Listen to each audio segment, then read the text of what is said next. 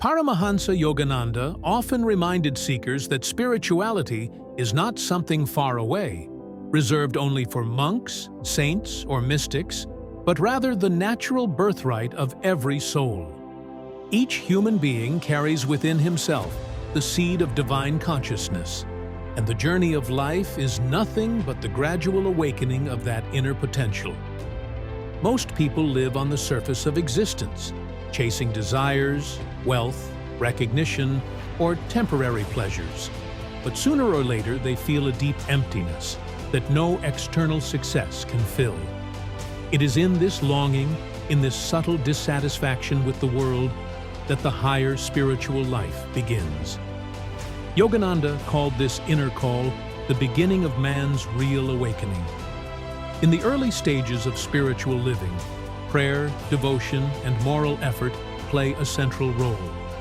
These practices purify the heart and discipline the mind, preparing the seeker for greater truths. But Yogananda made it clear that these steps, while important, are only preparations. The higher stage, which he often called self-realization, is the direct perception of one's soul and its oneness with God. It is not enough to merely believe in God, he said, one must experience Him. Faith without inner experience remains incomplete, like reading about a beautiful country without ever visiting it. Real religion begins when one can feel the presence of spirit within oneself. This experience is not found through restless living or blind belief, but through disciplined inner effort.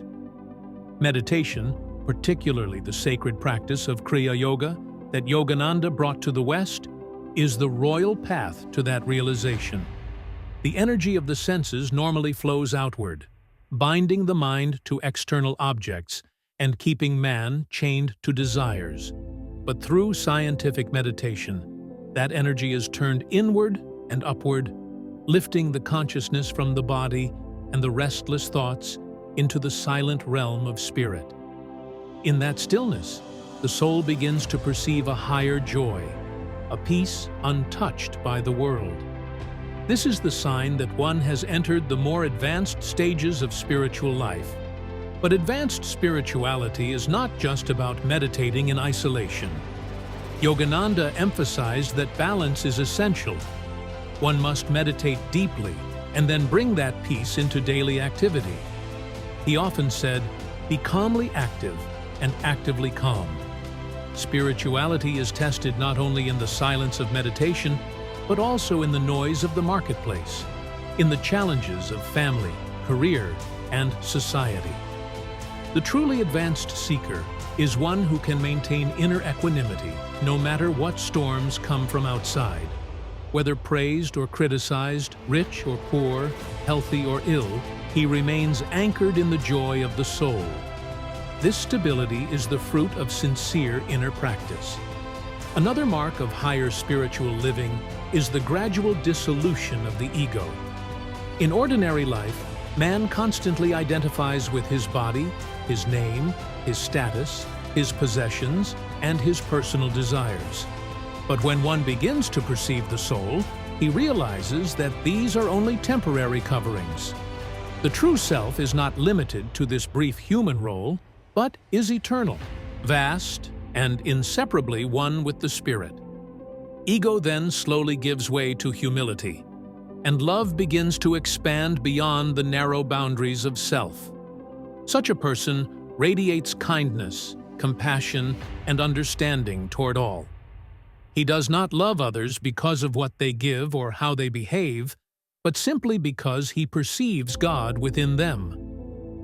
Unconditional love, Yogananda taught, is one of the highest signs of spiritual maturity.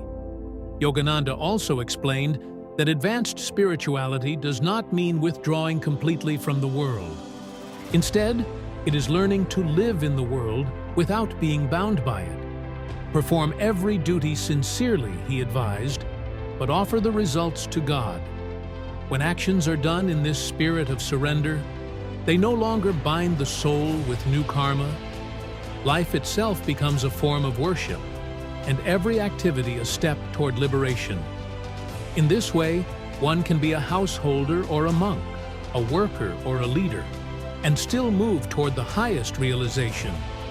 What matters is not outer role, but inner consciousness.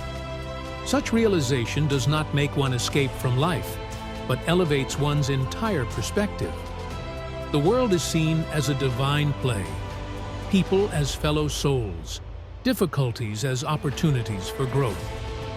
Joy flows naturally, not from possessions or conditions, but from within. In this way, advanced spirituality, as Yogananda described it, is not about outer labels or complicated philosophy, but about direct inner transformation. It is the journey from belief to experience, from restlessness to peace, from ego to love, and finally from separation to unity. It is discovering that happiness, peace, and God Himself were always within, waiting patiently for us to turn inward and recognize them. And once that realization comes, life is never the same again.